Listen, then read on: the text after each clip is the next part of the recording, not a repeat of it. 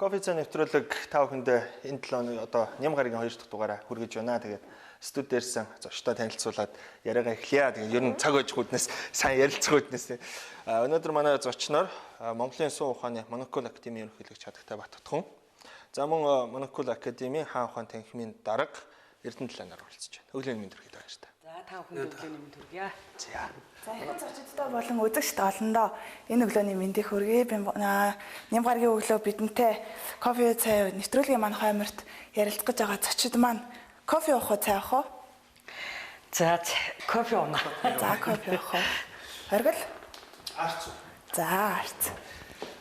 Өнөөдөр 14 цагаас соёлын төвөргөнд хаан ухаан лекц болох тухаас үзэгчд маань мэдээлэл авсан баха. Лидийн бас рекламч гэсэн яваад эхэлсэн байлаа. Тэгэхээр ерөнхийдөө лекц болох тухай мэдээлэл өгөхөөс өмнө бас хаан ухаан гэж юу юм бэ?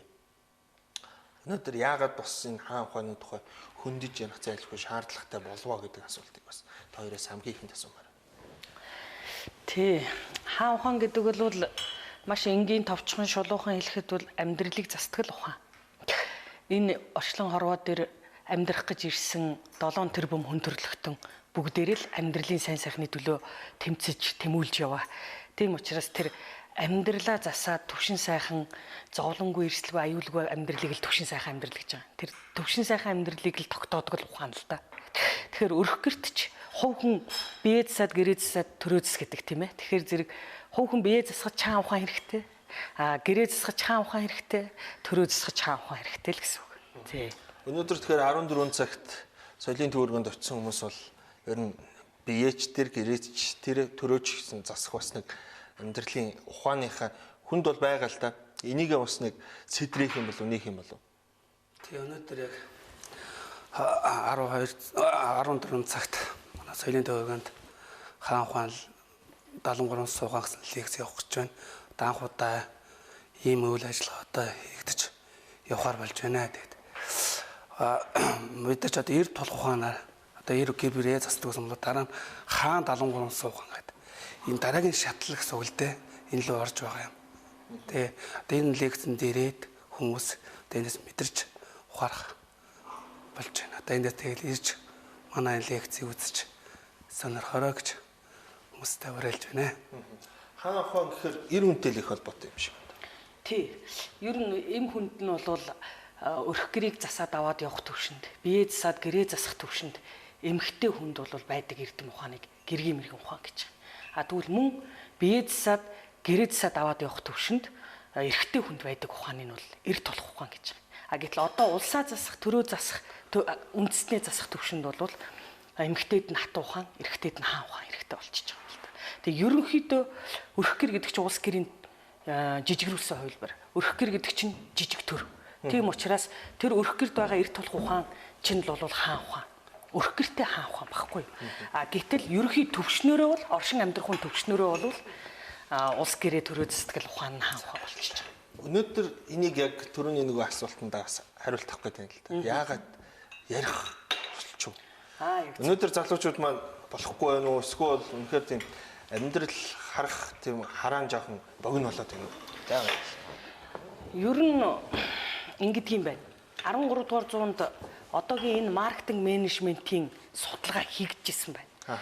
Тэгээд нийгмийн одоо бас нийгэмд их идэвхтэй үр гүйцэтгэдэг 500 эмэгтэйгээс эр хүний ямар чанарыг дээдэлдэг вэ гэж судалгаа хийхэд бараг 100% ухаантай гэж хэлсэн байна. Тэгэхэд өнөөдрийн эмэгтэйчүүд юу гэж байгаа вэ? Гүндүү гэж байгаа шүү дээ. Тэ. Тэгэхээр энэ амьдралыг чинь ухаанаар авч явдаг юм байна.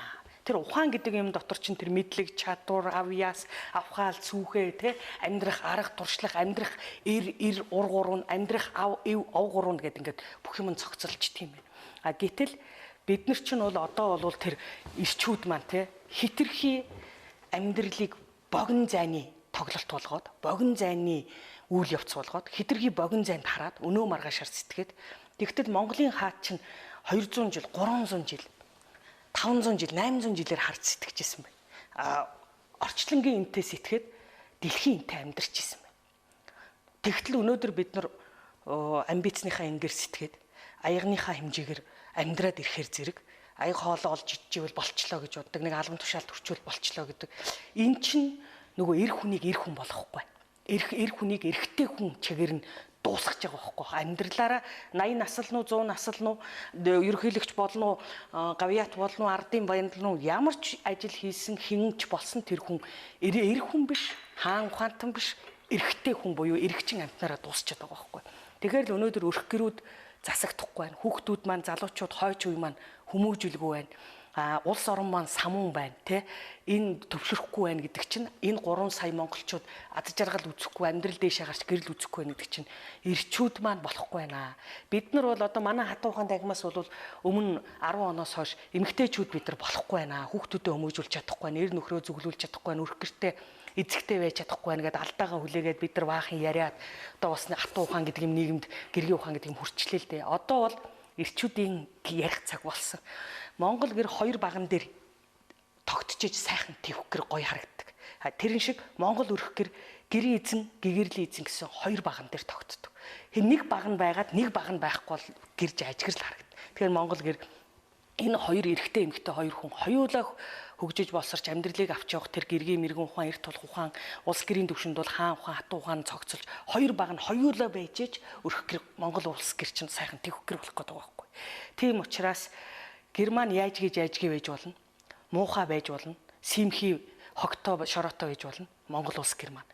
Энийг муухай гэд хаяад хүний бэлтгэсэн сайхан гэрлүү бид нар гадагшаа урууж явах биш. Харин муу гэрээ тордоод сайхан болгоо суух нь 3 сая монголчуудын үүрэг. Тийм түүний тулд л энэ хаан хатуу ухаан хэрэгтэй байгаа байхгүй тий. Нийгэм өнөөдөр нэг юм шилжилтийн үеийн дунд л тавих гэдэг юм л та.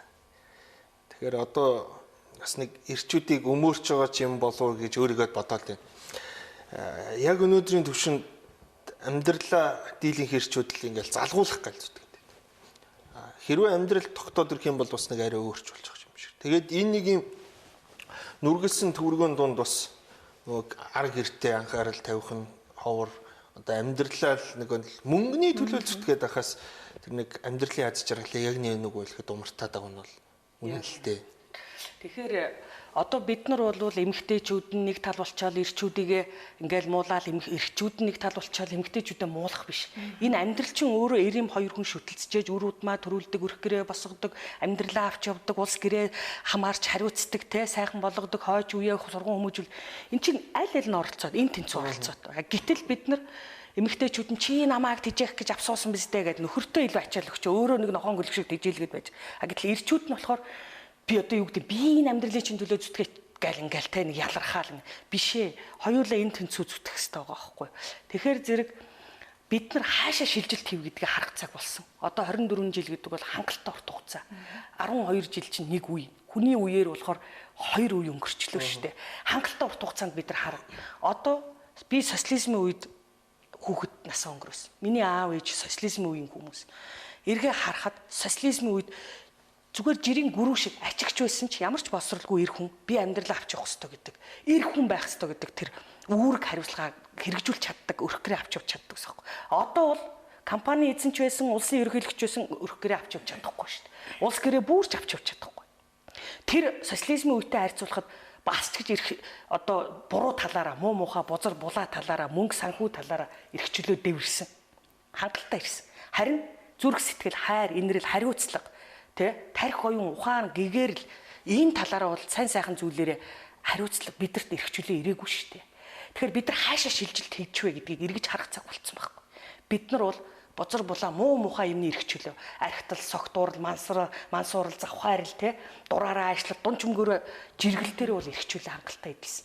Харин тарих оюун ухаарал, сэхэрл, хайр, инрэл тэгэл одоо энэ үүх түүх, өв соёл, улс орон амьдралын аз жаргал, зөв үнэн, шудраг, ариун энэ бүхнээр бидэрт эрхчлөө ирээгүй. Тэгэхээр бид нар би юу хэлэх гээд байгаа юм гэхээр бид нар буруу тийшээ шилжилт хийсэн. Буруу тийшээ шилжилт хийсэн учраас төр нь өнөөдөр засгийн газар нь шилжилтийн цаг дуусцсан гэдэг аль хэзээ зарлалцсан шүү дээ. Бид нар социалист нийгмээс зах зээг капиталист нийгэм шилжилтийн цаг үе дуусцсан гэдэг. Тэгтэл дуусчаад байхад өнөөдөр хүмүүсийн тарих зүрхсэнд шилжилт үргэлжлээд байна гэдэг чинь энэ самуу нийгэм гэдэг нь ойлгомж. Тэгээ одоо яах юм? Цаашаа цэгцэрэхгүй амьдралаа бид нар шилжилт гэдэг үг рүү шилжээл суугаад ах уу тий. Тэгэхээр бид нар хариуцлагаа ухаарч босч ирэх цаг болчиход байгаа. Ир юмгүй, хөшин залуугүй, дээр дооргүй. Хүмүүс нэг ийм зүйлийг одоо хүлээн зөвшөөрөх болсон баха. Шүүмжлэхээр дандаа дургуутсдах намайг шүүмжлэлээ гэдэг. Шүүмжлэлийг хүлээж авдаг. Одоо эрчүүд нь архинд ороод байна гэхээр бити бодлоо бид нараа архинд ороогүй гэл ингээл өөрийгөө өмөрөөд идэг. Тэгсэн ер нь яг энийг нөгөөлөхөд нөгөө юм руугаа ингээл живээл яваад. Яг Хүмүүс ч гэсэн ер нь шүүмжлүүлэх их дургу. Хүнийг шүүмжлэх дуртай мөртлөө яг тийм л байдалд орцсон л доо. Хин хөнгө бүгдээрээ л тэгэхээр эндээ бас нэг өөрсдөө дүгнэлт хиймээр юм шиг. Өөрийгөө нэг өөрчлөх боломж юу вэ гэдгийг бас нэг эргэж харахгүй бол хүмүүсийн гэр бүлийн харилцаан дээр ч тэр эхнэр нөхөр ингээл хэрэлдээл хийдэг. Тэгсэн хэрэлдээ дуусныхаа дараа зүгээр эвлэрэл инээж хөрөөд. Гэхдээ юунаас болж хэрэлдэг гэдгээ ер нь бас нэг анзаарч авах хэрэгтэй. заавал эргэж харж явах хэрэгтэй. Манай эцэг дээз гიშгсэн мөрөө эргэж харж гэж үгүй ч тэ. Эр эмгүү хөшин залуугүй дээр дооргүй гიშгсэн мөрөө эргэж харж явах хэрэгтэй. Өнөөдөр бол манай академи бол ингээл нийгмийг шүмжлэх гэдэг юм биш. Ерөөсөө биднэрт бүгдээрэнд маань ийм алдаа байна. Бүгдээр энийгээ засаад бүгдээр гоё болъё л гэж уриалаад байгаа байхгүй. Тэгэл тэр өөрсдийнхөө мэдсэн энэ Монгол суугаанаас олж мэдсэн ухаарсан энийг амьдралдаа хэрэглээд гарсан үр дүн энтрээ бид нар ч биеэрээ мэдрээд явж байгаа усуд энийг 3 сая монголчуудаа уулзаад хамтдаа улс гэрээ гоё болгоё, хамтдаа 3 саялаа гоё болъё те. Бос тус үндэстэн гоё болоод байхад бид нар яагаад болохгүй гэж гэл ингээд энийг л мэдүүлэх гээл соён гэгэрүүлэх гээл ингээд зүтгээд байгаа байхгүй бид нар чинь. Тэгэл яг хуу бас үр дүн гарч байна. Монголчууд маань бас сэрж जैन санаж байна. Саяын одоо сэтгүүлч хэлдэг яг тэр үнэ. Ерөөсөө л бид нар бол алдаа дутагдлыг бусдаас хайдаг. Өөрөөсөө хайхаа биз. Тэгэхэд Монгол суу ухаан бол ганцхан зүйлийг сургад. Та нар алдааг дандаа өөрөөсөө. Тэгээ Чингис хааны нэг гоё сургаал үг байна. Улас гэрийн гадаад дайсан бол төр зүрийн дайсан. Тэрийг бол яаж дарж болно? Харин улс гэрийн мөнхийн дайсан бол дотоод дайсан. Дотоод дайсан гэдэг бол гэгэрэлгүй хүн гэж. Гэгэрэлгүй хүн гэгэрлэхээр зэрэг бид нар болохоор одоо нөгөө бурхан боддааш шиг бодно шүү дээ. Тэгтэл Монгол суугаанд хүнийг зөв үнийн шудраг ариун амьдэрдэг болгоо. Тэгвэл гэгэрэл гэж байгаа. Зөв үнийн шудраг ариун амьдэрдэг болсон хүнээс ч эзэж муу мухай юм гардаг. Өөрийгөө таниал гэсэн үг. Тий, өөрийгөө тань гэж байгаа байхгүй юу? Дотоод сүнснийхээ гэрлийг мэдэр. Сүнс гэдэг чинь гэрэл. Тэр том одны гэрлээс тасарч ирсэн том гэрэл. Тэр гэрлээр амьдэр. Бити тэр гэрлээр амьдрэх гэдэг чинь тэр зөв үнийн шудраг ариунаар амьдрэх гэж. Бити тэр харанхуугаар амьдр. Хэрвээ чи харанхуугаар амьдраад байвал худал хуурмаг бузар булаа буруу юмар амьдраад байвал чи яах юм? Там руу явна шүү. Тэр харанхуй орон гэрлгүй орон руу явна шүү л гэж байгаа. Тэгэхээр бидрийг гэрэл сүнс гэдэг чинь гэрэл байна шүү. Гэрлээс бүтээсэн. Тэгэл бид нар гэрэл хараад гэрэлтэй гудамжинд шүн хэддээ оройч байсан бид нар баяртаа алхдаг. Айцгүй үзгүй алхдаг. Гэрэлтэй газар ямар гоё юм бэ гэдэг харанхуугаас айдаг. Энд чи бидний энэ дотроос айдас төрдөг чинь бидний сүнс гэрэл гэдгийг л хэлдэг юм. Тэгэхээр биднэрт харанхуй замаар амьдрах боломж байдаг юм байна. Тэгээ Монгол сууханд хэлдэг байхгүй. Тэр хараагүй атлаа харсаар атлаа хэлэхгүй бол хамгийн хатуу дайсан ч юм уу. Хараагүй атлаа хэлээд байвал хамгаас дотно анд ч юм уу гэж. Яг таны хэлдэг. Яг энэ байхгүй. Бид нар бие биендээ анд нөхөр байхын тулд шудрагхан хэлцтгэл байх хэрэгтэй. Тэгвэл одоо гутааж болохгүй, доромжилж болохгүй, ухааруул цэхэрүүлээд хэлэх. Энийг л соён гэгэрлэж байгаа байхгүй. Тэгэхээр бид нар өнөөдөр тэр соёлын төвөргөнд болох гэж байгаа лекцээрээ энэ хаан хатан эрт толх ухааны лекц, энэ Магнакул актын байгуулагдсан цагаас хойш телевизээр цацсан энэ олон лекцийн далдар соён гэгэрлэх гэж. Энийг л ухааруулах гэдэг байгаа байхгүй тий. Тэгэхээр нийгэм маань 90 оны альцсан хувьсгалаас хойш дандаа буруу замаар явсан. Харанхуй зам руу бидрийг хөтлсөн. Саяын тэр үнэн зөв шудраг ариун буюу гэрэлтэй замаар биш. Худал хууран буруу, бузар булаа буруу харанхуй руу хөтлсөн, тамийн орон руу хөтлсөн. Тийм учраас энэ амьдрал цэгцэрэхгүй байна. Улам нь л хэцүү болоод. Хэрвээ бид нар зөв зам сонгосон бол өнөөдөр амьдрал цэгцрээд за яг хөө шилжилтийн үеийн хэсэг божигнсан ч гэсэн өнөөдөр гоё болж эхэлж байгаа юм. Бид нар энэ сүнсэндээ кайф авч эхэлж байгаа юм. Гэтэл өнөөдөр бид нар алт биендээ махан биендээ бүр тодорхой хэлбэл бэлэг эрэхтэндээ л кайф авч байгаа болохоос сүнсэндээ тархиндаа ухаандаа зүрхэндээ кайф авч чадахгүй шүү. Амьдралдаа эрхчлөөндөө кайф авч чадахгүй шүү. Тэгэхээр бидэрт гэрэлтэй замаар би тэгээд энэ шавнартай хэлтий. Бид нар амар хэлбэр боловч харанхуй замаар хурдснаас хэцүү бэрх боловч гэрэлтэй замаар матсан дээр гэж. Тий, энийг л хэлээд байгаа байхгүй. Тэгэхээр яг энэ гэрэлтэй улс орныг тэр ард түмнийг тэр үндэснийг тэр өрх гэрэгч тэр гэрэлтэй замаар хөтэлдэг ухааны чинь л хаан ухаан гэж хэлээд байгаа. Тэгээ одоо энэ Монгол сууханд ингэж штэ засгийн дээд их засаг. Төрийн дээд 108-ын төвшин сайхан гэж. Гэхдээ засгийн дээд их засаг гэдэг чинь юу юм? 13 дугаар зуунд монголчууд их Монгол улс их засгийг байгуулсан. Тэгэхээр өнөөдөр дэлхийд 20 их гүрэн байгаа мөртлөө их засаг байгуулагдахгүй шүү дээ. Тэр их засаг гэж юу юм гэсэн чинь хүнийг засдаг. Хүнийг засдаг. Хүнийг засахдаа гэгэрлэр засдаг. Гэгэрлэл гэдэг чинь түрүүний ярьдаг нөгөө зөв үнийн шударга ариунаар засдаг. Хайр инрэл эв нэгдлэр засдаг. Ухаанаар оюунаар засдаг. Энийг чинь их засаг гэж хэлж байна. Тэгэхээр улсыг засна гэдэг чинь улс гэдэг чинь 3 сая монголчууд байхгүй. Тэгэхээр улсыг засна гэдэг чинь 3 сая монголчуудын тархийг ухаанаар зүрхийг хайраар сүнсийн гэгэрлэр амьдралын зөв үнийн шударга ариун сайн сайхнаар төвшин сайхнаар засахыг л хэлдэг юм байна. Гэтэл өнөөдрийн дэлхийн 214 улсын засаг тэр тусмаа Монгол улсын засаг юугаар засаж байна? Эдгээр засаж байна. Эрх мэдлэр засаж байна. Авилгал хээл ахуулаар засаж байна. Буруу худал хуурмаг хуйлдаан бузар булаа болгоноор засаж байна. Засах гэж оролдож чинь засаж чинь ч байх. Тэгэхээр эн чинь хизээч гэрэлтэй зам руу ард түмнийг улсын үндэстнийг хөтлөхгүй байгаа байхгүй. Тий. Тэгэхээр зэрэг яг энэ засгийн дээд их засгийг тогтоож исэн эцэг дээдсгийн энэ хаан ухаанд л бид нар суралцах хэрэгтэй. Хаан хүн гэдэг бол буруу зүй аргаар эрх мэдэлд хүрсэн хүнийг хэлж байгаа. Төрийн эрх мэдэл. Харин хаан ухаантай гэвэл үгүй. Гэртээ сайхан орон гэрээ зүү авч яваад үр хөвгтөө зүү хүмүүжүүлээд орон гэрээ Монголын нэг өрх гэрээг ч гэсэн гэрэлтэй замд хөтлөж чадчихвэл гэрэлтэй гэгээтэй сайхан амьдралыг тогтоож чадчихвэл тэр хаан ухаан. Байгууллага хамт толнооч гэсэн тэгээд авч явжвэл тэр хаан ухаан. Улс гэрээ тэгээд явжвэл бүр болж байна. Хаан ухаантай хүн хаан эрх мэдэл дээр очиж ивэл бүр сайн. Гэтэл харамсалтай нь өнөөдрийн хаан эрх мэдэл дээр хаан ухаантай хүн очихгүй. Тэгэхээр хаан ухаан биднэрт өнөөдөр энэ дээр байгаа 76 юм уу тэр сай дарга нарыг тэр их хурлын гишүүнийг тэр ерөнхийлөгчийг хараад нэмэргүй байна шүү дээ. Тэгэхээр зэрэг яах юм? Ирчүүд нь дор дороо хаан ухаантан болж өрх гэрээ гэрэлгээгээр өгтөлчих юм бол энэ монголчин засахад байл. Тэгээ ч юу н монгол суухан хэлтийн. Төр гэдэг бол амьдралын төвшин сайхан болсон ард түмэн. Амьдралаа төвшин сайхан болохын тулд баттгоон чи өөрөө зүтдэг, эрдэнэтлээ чи өөрөө зүтдэг. Баттдорч чи өөрөө зүтдэг. Түүнээс тэр дээр байгаа эрх мэдэлтнүүд чиний өмнөөс бүгдийг засаж өгнө гэж байхгүй. Чи өөрөө бүгдийг засах хэрэгтэй. Чи өөрөө үр бүгдийг зас. Тэгжээ чи өөрөө төр иргэн болох хэрэгтэй. Өөрөө өөртөө засаг иргэн болох хэрэгтэй. Тэгжээж 3 сая монголчууд бүгдээрээ өөрөө өөртөө төр засаг болж иж энэ монгол улс чинь засагдд юм аа. Тэгжээж энэ 3 сая бие засцсан, гэрээ засцсан, төрөө засцсан энэ 3 сая монголчууд өөрсдөө төр юм шүү гэж.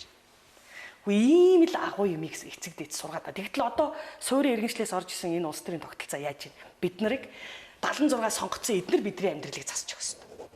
Энэ засгийн газар засчих ёстой гэдэг. Ингээ өөрийнхөө үргийг хүн тогтчоод хүнийг хараа суугаад байдаг. Ийм тэгээд өөртөө амьдралаа засах хүн, биеэ засах хүн, өрх гэрээ засах хүн, тэгээ улсаа засах хүн энэ том үүрэг хариуцлагаас өөрийгөө чөлөөлцсөн. Хэдхэн хүн тогтсон. Бэлийм хараад амгаагаас өгч идэв. Яг ийм болгоод байгаа байхгүй. Тэгэхээр ингэж 3 сая монголчуудыг бүгдийг биеэцдэг, гэрээцдэг, төрөөцдөг болгохыг л их засаг гэж хэлж байгаа.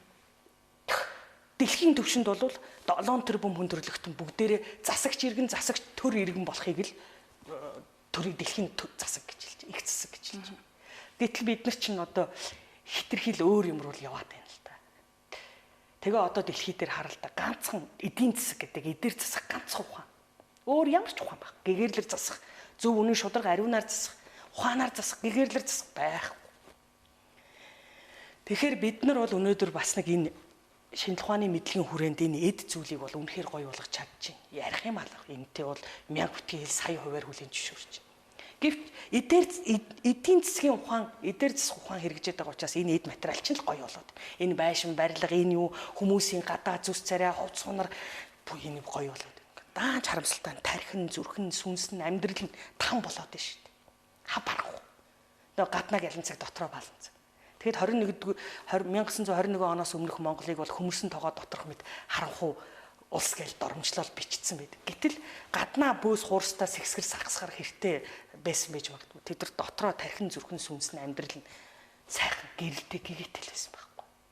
Тэгэхээр бид нар ингээд харах өнцгөө жоохон томруулах тий бас ухаарах төвшнөө жоохон гүнзгийрлэх цаг болцсон л доо. Одоо алийн болгон бид нар цэцэрлэгийн хүүхдэд нэг 2 гоё өнгөтэй чихэр цаастаа чихэр өчгөр баярлдаг шиг бид нар одоо хэдий болтол энэ эд материалыг харж энэ хөгжил байна, гоё байна гэж хууртагдаж явах юм.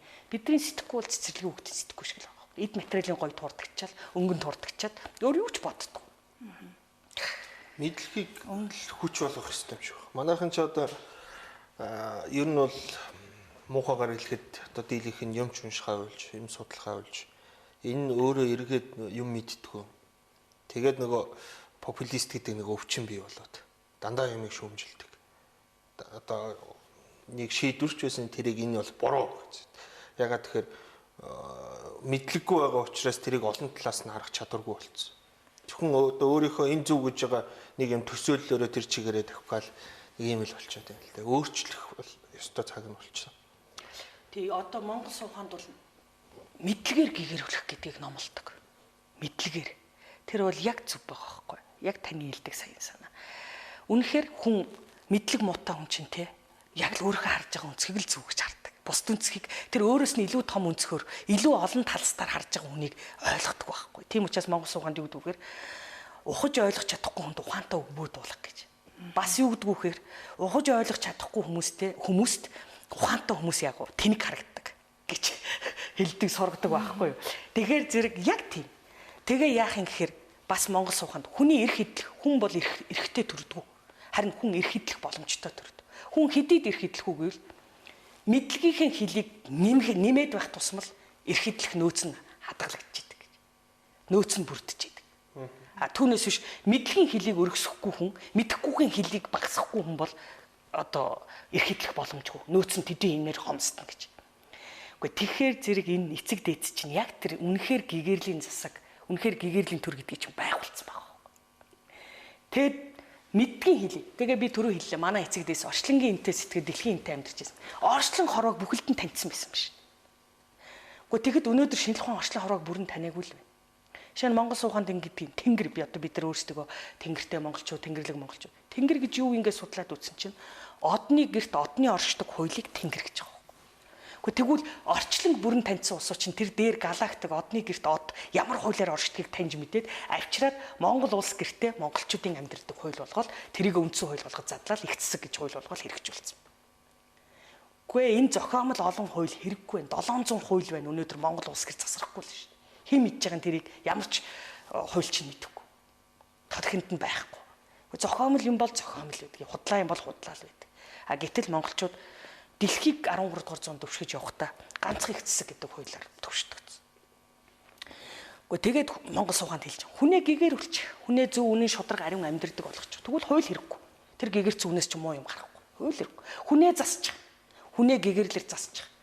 Тэгвэл тэр засагдсан гой хүн чинь өөрөө гарч ирээд гудам талбайгаа орон гэрээ бүх юмаа гой болгочтой. Тэгэхэд өнөөдөр бид нар яаж гадаа метро, зетро, байшин, барилга, гудам талбай яриад байгаа болохоос хүнийг засах тухай ерөөсөө ярихгүй. Боловсролын яам боловсролын бодлогын мэрэгчлэлтэнгүүд энэ тал дээр юу ч хийхгүй суугаад байгаа. Та бид нар өнөөдөр ямар ч дурын монгол хүнийг авчираад хүүхдийн хүмүүжил ярихад бүгд сэтгэлдээ хүүхдийн хүмүүжлийн асуудалтай. Шаналнтай явж байгаа. Тэр хүүхдийг хүмүүжүүлнэ гэдэг чинь хүнээ засахыг л хэлээд байгаа. Тэгэхээр хүссэн үсээгүй хүүхдээ засдаг. Залуучуудаа засдаг. Айлын эр хүнийг засдаг, эм хүнийг засдаг, төрийн хаан хүнийг засдаг, хатан хүнийг засдаг. Энэ төвшөнд нь засдаг, төвшөнд нь тааруул засдаг. Энэ ухаанчил энэ Монгол суухан дотор байгаад байгаа. Тэгэхээр одоо өнөөдөр бид нар ингээд сэтгүүлч гинүү, физикч гинүү, мэрэгжил эзэмшихэд бакалавр, магистр, PhD доктор, сайенс доктор гэж ахиулаад бэлддэг шиг энэ дотор чинь хүн болгох, Монгол хүн болгох, эр хүн болгох, эм хүн болгох, эцэг их хүн болгох, гэрийн эзэн хүн болгох, гэрийн эзэгтэй хүн болгох, хаан хатан хүн болгох хүн ийм шат дамжуулаад бэлдэж байгаа. Өөр ийм онол сургаал хаана байна? Ийм боловсролын хүмүүжлийн тогтолцоо хаа байна? Ямар ч дэлхийн алдартай их сургуульд бид нар ямар ч их доллар төлөөд ийм заахгүй. Ямар ч алдартай Нобелийн шагналтын ийм заахгүй. Харин бидний эцэг дээдс заагаад үлдээсэн байна. Тэрэнд нь одоо манайх академи сүүлийн 2 жил хичээлийн жилээр 9 сараас 6 сар хүртэл яг их сургуулиудтай адилхан хичээлийн жил үүсгээд 2 курс аваад хичээлүүлээд ямар гоё үр дүнгууд гарч байна. Эрэхтэй нөхөр нэрээ суудсан хүмүүс эхнэрээ авчирж байна. Эхнэр нэрээ сурцуусууд нөхрөө авчирж байна. Эмээ нь ач хүүгээ авчирж байна. Өвөө нь ач хүүгээ авчирж. Ингээд энэ дэр чинь сураад хүмүүс ямар гоё үр дүн гараад явж байна. Тэгэхээр тэр 13 дугаар зууны хүмүүсийн амьдрал тэр юм бидэрт өнөөдөр ямар хамаатай ингэж бод сэтгэдэг хоцрогдсон сэтгэлгээтэй хүмүүс байгаа. 13 дугаар зуунд эцэг дээдс амьдарч ирсэн. Амьдрахтаа бид нар шиг мохцсон ийм дорой амьдрав. Тэд нар бадарч амьдарч ирсэн, хүчрхэг амьдарч ирсэн. Дэлхийг түштгэж ирсэн. Тэгтэл тэр хүмүүсийн эрдэм ухаан гэдэг чинь өнөөдөр бидний зовлон жаргал дотор амьдралын сайн мод дотор яг нийлж байгаа. Тийм учраас бид нар энийг эзэмших шаардлага байна. Өөр хаач байхгүй. Тэгэхээр нөгөө айлаас ирэхээр авдраа ухаа гэж эцэг дээдсийн минь үлдээсэн тэр цоочтой бор авдрын дотор ийм агуу эрдэм ухаанууд байна. Хэдүүлээ энийг 3 сая монголчууд юу юм бэ? Ямар шорон түмэн хятад байгаа, шорон түмэн энэтхэг байгаа. 3 сая монголчууд юу гэдгийг чинь 700 мянган гэр бүл байна. Гэхдээ энэ чинь аваал ашиглахад 700 мянган эрэгтэй хүн 700 мянган гэрээ эзэгтэй эмэгтэй аваал өөрсөн дээр өөр хүүхдэрээ гэр бүлдээ хэрэгжилчихлээ энэ монголчин сайхан болох гээд шин. Заавал тэр тэнд байгаа 76 тэр нэг хэдэн хөдөлж өгөхгүй сайд дарга нар тэр гадаадынхны гар хөл болцсон хүмүүсийг хараад эрх мэдэл тушаал зарлиг гарахыг хараа суухгүй ш. Бид нар өөрөөсөө ингээд засаад явах боломж байна ш. Энийний тулд бид нар өнөөдөр энэ соён гэрүүлэх ажлыг нийгэм рүү хандсан монголчууд руу хандсан соён гэрүүлэх ажлыг хийх гэдэг байна. Өөрсдөөсөө нөгөө хийх хүн аргаа олдог, хийхгүй хүн шалтгаан олдог гэж өөрсдөөсөө эхлэе л та бүгдээрээ тий. Монголчуудад ингэж л уриалмаар байна. Мянга сонсохоор нэг үз гэтгэлтэй. Тэгэхээр өнөөдрийн хаан ухаан лекцэнд хүмүүсийг хүрэлцэн ирээсэй гэж хүсэж байна. Урд нь нэг хэсэг хатан ухаан, гэргийн ухаан гэж ярьсан. Одоо бас бүсгүйчүүд маань энийг ойлгодог. Одоо айгүй их ярьдаг болчиход байна. За өнөөдрийн хаан ухаан лекц анх удаа болж байгаа юу? Тий, одоо өнөөдөр анх удаа болж байна. Одоо бид чинь монголчууд дандаа л Чингисийн монголчууд, би монгол цустай монгол хүн гэж омгчоод байдаг. Яг цаана юу байгаа юм? Тэг омгшиг нь юу вэ? Өнөөдөр яг манай хаан толгоон суугаа сургалтанд ирсэн үеийг нэг мэдэрч байгаа. Юуны хүчээр энэ чадaltaй юу байсан юм? 13 оны монголчууд юундээ хүчрэх байсан? Бид цаанад юу гээд дутуу байгаа? Энэ онл энэ өнөөдөр одоо хичээл энэ юу одоо өнөөдөр одоо лекцээр одоо энэ ирсэн энийг мэдэрч байгаа. 4 цагийн дараа л болох чинь. Тий. Лекцэг ямар хэсгээс бүрдэж чинь гэдэг юм уу жоохон дэлгэрүүлж яриул бас үзэгчдэд их хүрэх үү. Тий, лекц маань үндсэн 4 хэсэг байгаа. Ер нь л Монгол улсаа засахад хаан ухаантан ямар үүргүүд гүйцэтгэж байсан. Түүхэн үүргүүд гүйцэтгэж байсан. Тэгэхээр ерөөсөө Монгол төрийн 4 одоо Монгол төрийг бүтээдэг 4 чиглэлийн үүрэг байдаг. Тэр нь оршихуун тэнгэр, сүлжхүүн тэнгэр, засхуун тэнгэр, устгахуун тэнгэр. Тэгэхээр зэрэг тэр оршихуй сүлжхүүг нь болохоор хатан ухаалтнууд хамаарч хариуцж хийдэг байсан байна. Тэр нь дотоод хэрэг. Засхуу устгахгүй нь болохоор нөгөө улсыг төвшдгөх засах яг тэр хэрэг нь. Засхуу гэдэг нь болохоор яаж энэ улс орныг хүчрэг болгохын тулд, сайхан болгохын тулд улам засаж сайжруулах төгөлдржүүлэх тэр үүргийг хийдэг. Устгах нь гэдэг нь болохоор энэ улс орныг тухайн үеийн хамгийн хурдан хүлэг болох соёлын морины хурдаар урагшлахад саа дотор чөдөр тушаа болж байгаа тэр муу мухай юмнуудыг яаж устгахгүй гэдэг. Тэгэхээр энэ засах устгахгүй хоёр үүрэг нь дотроо 4 хуваагдаж байгаа. Оюун ухаанаар засаглах, зүн гэгэрлэр засаглах, тусгаар тогтнолоор засаглах. Тэгээ устгах гэх 4 үүрэг л байна. Тэгэхээр зэрэг энэ дотор ерөөсөө эдээр засаглах, эрх мэдлэр засаглах гэж байхгүй л байгаа юм л да. Тэгээд оюун ухаанаар засаглах нь оюунаар засаглах, ухаанаар засаглах. Зөнгөөр засаглах, гэгэрлэр засаглах гэдэг ингээд улсын 5 тусгаар тогтнолоор засаглах, их засгийн 7 тусгаар тогтнолоор засаглах гэд хуваагддаг. Маш энгийн. Зүгээр л өнөөдөр бидний амьдрал дээр хэрэгжиж болохоор. Тэгээд тэднийг л илүү ярина. Тэгээ энэ дотор нөгөө л өрх гэрийн ч асуудал ороод ирнэ, улс гэрийн ч асуудал ороод ирнэ, үр хүүхдийн ч асуудал ороод ирнэ, бүхэл юм ороод ирнэ. Тэгээд ер нь бол Монголын түүхэнд анх удаа. За магадгүй 13 дугаар зуунд тэрнээс өмнөх үед бол яг Алтан ургийнхан тэр тусмаа яг төр барьж байгаа хаадын төвшөнд энийг эзэмшдэг байсан ба. Өнөөдрийн хувьд бол одоо нийт олон төмөн даяараа энэ соёнгийг ирж энийг эзэмшиж Монгол аврагдана. Яагаад гэвэл бид нар өнөөдөр нэг монгол хүн болгоны сэтгэлд ингэж байгаа шүү дээ. Энэ манай улс нэг л болохгүй байна. Нэг л явахгүй байна гэл ингээл бүгд дотроо ирэл хилцсэн, шинэ гар цайдсан. Ингээл тэгсэн мөртлөө бас хажуугаар нь яадгүй. Шинэ удирдагч хүлээгээл те. Тэнгэрээс Чингис хаан төрчихгүй юм бах та. Ирээд энэ Монгол улсын маа сайхан болгоод өгөхгүй юм бах та гэл нэг шинэ удирдагч, нэг тэнгэрийн удирдагч, хоёр дахь Чингис хааныг хүлээгээл ингээл бүхэн болгоны сэтгэлд нэг тийм горьдлого байдаг байхгүй. Тэгэхээр зэрэг бид нар өнөөдөр тэр хоёр дахь Чингис хааныг хүлээхээс илүү та хоёр дахь Чингис хаан. Та өөрөө энийг эзэмш. Эзэмшээд энэ бол маш энгийн. Эзэмшээд та амьдрал дээр л өөрөө хоёр дахь Чингис хаан бол. Тэ? Өрх гэртээ хоёр дахь Чингис хаан болчиход л Монгол улс засагдчихна. Тий. Тэгэхээр зэрэг энэ яг тэр 18 одоо 800 жилийн турш сүүлийн 800 жилийн турш бол энэ бол яг л одоо түүхэндээ анх удаа одоо ингэж нийтийн дунд те соён гэрлийн төвшөнд ингэж гаргаад дэлгэгд тавьж байгаа юм л лекц өнөөдөр түүхэн лекц болох гэж байна. Тэгээд таны хэлдэгчлэн яг л бид нар бас эхлээд эмгтээчүүдээс эхэлсэн. Бас нэг эр хүний хэмэр золбоо гэж байна. Манай академи бодлогын төвшөнд бол бид нар ярилцаад эхлээд эмгтээчүүдээс эхэлье. Тэгээ эмгтээчүүд маань ингээл одоо бид нар алдаагаа хүлээгээл те. За ийм байна, бид нар үнэхээр амгаа болцсон юм байна, бид нар гэргий болох хэвээр байна, хатан болох хэвээр байна гэл ингээл ярьж тэр үед бол манай ирчүүд их юу гэсэн. Өчигдөр хүртэл би гудамжинд явж байсан нэг хүн лифтэнд таарсан нэг хүн тэгж байгаа байхгүй. За батцхан доктор яаж ихнэрээ гэргийн ухааны сургалтанд суулгах уу гэдэг. Тэгэхээр эхлээд та хаан ухааны лекцэд суучих гэж би хэлсэн л дээ тийм мэтлээ. Тэгэхээр нөгөө эмэгтэй хүнээс л эхэлдэг юм чинь бүх амьдралын сайн сайхны өвөө таалга эмэгтэй хүн байдаг учраас тэндээс эхэлдэг. Тэгээ ирчүүдийн хэмэр золбоог бодсон ч гэсэн бид нар бас ирчүүдэд дараа нь тавьсан байхгүй. А одоо бол яг ялчгүй ярих цаг болсон тий тэгээд ярьж байна. Тэгээд манай ирчүүч бас их зүв. Ягаад гэвэл эмгтээчүүд эхлээд алдаагаа хүлээчээд ингээд засрах гэж оролдоол, сурах гэж оролдоол явж байгаа дараа нь ярахаар ирчүүд маш их илүү ойлгож байгаа. Ер нь тэгээд Монголын эмгтээчүүдийг хүлээн зөвшөөрөхөд хамгийн түрүүн бэлэн байдаг хүмүүс манай ирчүүд юм байл ш. Тэгээд ирчүүдийнхэн тэр сайхан чанарыг ч гэсэн бид нар бас олж харж байгаа.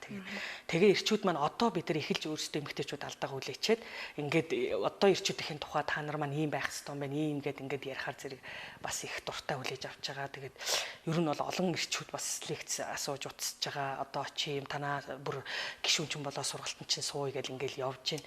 Тэгээ ер нь ингэж л гоё дотроо учир зүгөө олж те уян хатан ухаан сэхэрлэрээ ойлголцож бид нар ч уулс гэр штэ. Бид нар өрх гэртээ очиод тараад суудаг ч гэсэн нийлэхээр 3 сая монголчууд уулс гэр. Эмэгтэйчүүд нь хатад, эрэгтэйчүүд нь хаад. Эдгээр хоорондоо л учраа олох хэрэгтэй байхгүй. Тэгэхээр энэ хин нэгнийг хүлээж суух биш. Өөрөөсөө л эхлэх. Манай ирчүүдийн нэвтрүүлгийн эхлэнд жаахан ер нь муулахтай тийш хандцаа. Одоо бас нэг сайн чанарууд одоо нэг гялцж байгаа, гялтханж байгаа тэр нэг шигтгэл шиг алмазын шигтгэл гэдэг юм одоо идээр ярил. Тэр шиг тэгэж их гоё гялцж байгаа шин чанарууд манай ирчүүдэд юу харагдчих.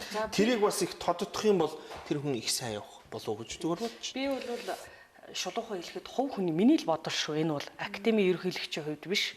Миний хувийн бодол бол би яг одоогоор ирчүүдэд нэг айхтар гялцаад байгаа чанар байхгүй гэж боддог. Ер нь бол нөгөө буруу төр тийшээгээ бас нэлээ ахиу шунхаа. Тэгээ эн чинь аргагүй юм байна. Энэ нийгэмд чинь хэн нэгэн энэ буруу зүгийг ялгаж хэлж өгөхгүй болохоор болохгүйг нь ялгаж сануулахгүй болохоор хүн чинь өөрийнхөө бодож байгааг л зөв гэж бодд юм биш үү? Тийм учраас л эрдэмтэн мэрэгд хэрэгтэй байдаг юм байна. Эцэг дээд сургаал хайрлах эцэг дээдс хэрэгтэй гэдэг юм. Өнөөдөр боловсрол, их сургууль, доктор, профессорууд хэн ч энэ буруу зүгийг чи ялгаж хэлж өгөхгүй шүү дээ. Яах юм? Харин ч бүр өөгшүүлээд нийгэм цаг үеийн ийм болцсон гэж хэлээ. Дөвөөлгөө тэрийг дэврүүлээд байгаа байхгүй. Тэгэхээр зэрэг би бол одоо нэг Монгол эмэгтэйчүүдэд ч тэр Монгол ирчүүдэд ч тэр хин гендэ ч вэ гондо ч вэ гэдэг шиг бидэрт бол нэг тийм гялзаад од шиг гялзаад байгаа сайхан чанар бол байхгүй.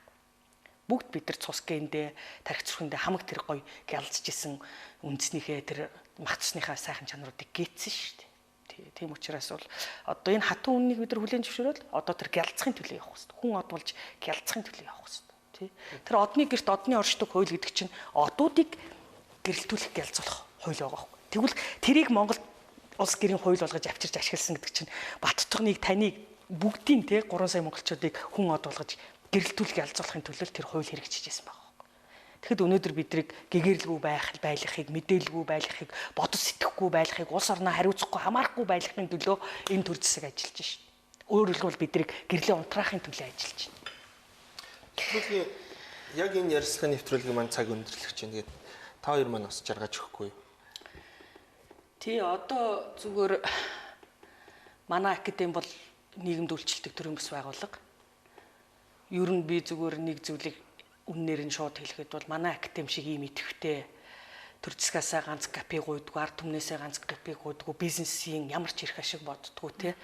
Ингэж энэ улс үндэснийхээ төлөө энэ тэр тусмаа энэ хамгийн их хоосрон орон зай болох соён гэгэрлийн талбарт ажиллаж байгаа тийм идэвхтэй ажиллаж байгаа төрийн бас байгууллага байхгүй гэж би боддог. За тэгээд бидний өнөөдрийн лекц бас үн төлбөргүй. Үн төлбөргүй. Тийм учраас ер нь бол саяхан цэргийн баяр өнгөрлөө. Эр цэргийн баяр гэж. Эр цэргийн баяр гэдэг чинь хэдэн буу өрсөн цэргүүдийн баяр биш ээ. Хэдэн генералын мөрд зөөсөн эрчүүдийн баяр биш. Эн чинь Монгол эх орноо гэж үздэг. Эх орноо засад өвшдгөж сайн сайхан болгох Монгол улсын ирээдүй сайн сайхны энхийн манаа зогсож байгаа бүх монголчуудын баяр. Тэгээ тэр тусмаа энэ эрт тулах ухаан, энэ хаан ухаандаа болсорч өрх гэрээ төвшин сайхан авч явж байгаа тэр эрчүүдийн баяр гэж би бас давхар боддог. Их өргөн үрээгээр нь боддог. Тийм учраас бид нар эрчүүдийн нөгөө яг 18 тохиолдуулаад лекц хийчихэр чинь тэд нар чинь нөгөө архи дарс нөгөө ийм юмдаа зугаа цэнгэлдээ сатаарад лекцэнд ирэхгүй байгаа байхгүй. Тэгэхээр өнгөрөөгөөд хэд хоног өнгөрөөгөөд одоо өнөөдөр амралтын өдрөөр те бүр ингээ гэртээ амарч байгаа өдрөөр нь та бүхнийгээ эр цэргийн баярын бэлэг болгож хаан ухаан эрт тулах ухааны одоо түүхэнд анхудаа хийж байгаа лекц өн төлбөргүй хүргэж байгаа. Тэгээд та бүхэн маань өнөөдөр 14 цагаас манай лекцэн соёлын төвөргөнд ирж лекцэнд хамрагдаж оюуны бэлэг хүртэж аваарай гэж та бүхнээсээ хүсэж जैन. Тэгээд манай утас л энэ дэлгэцэн дээр гарч байгаа. Тэгээд утасаар холбогдоод лекцийн тухай дэлгэрэнгүй мэдээлэл аваарай. Дээр нь энэ өдөр бид нартай бас ярилцаж бидний бас санаа зорилгыг нийгэмд ойлгуулж өгсөн UBS телевизийнхэн та энэ Цаю кофе нэвтрүүлгийн хамт олон та бүхэндээ бас талархлаа. За баярлалаа. Та бүхэн ажил үүсэд амжилт хүсье. Тэгээд манай телевизийн бас оюуны бүтээлх ТV сонсдгүүл гэр бүлийн гишүүн бүр зориулсан сарнаа цэцгийн хамт бэлгэлж байна. За баярлалаа. Амжилт хүсье. За баярлалаа. Их мэдэгчтэй кофе цай нэвтрүүлэх хэсэг хугацааны дараа та бүхэнд үргэлжлэн хүргүүлнэ.